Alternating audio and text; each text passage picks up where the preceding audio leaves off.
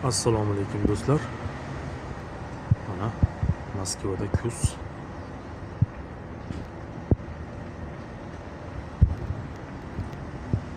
Xohlasa yaqin o'rtada qor ham yoqib qoladi. Qorni ham ko'rsataman. Hamma yoq sap-sariq. Barglar. Endi esa mana bundoq qilamiz, keyin hamma yoq qor. Moskvada qor. Birinchi qor. Bugun 15-noyabr.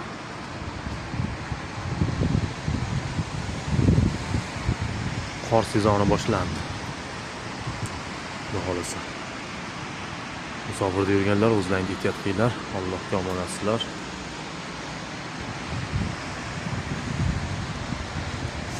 Birinchi qorlaydilar. Mana o'rmonni qaranglar, chiroyliligini.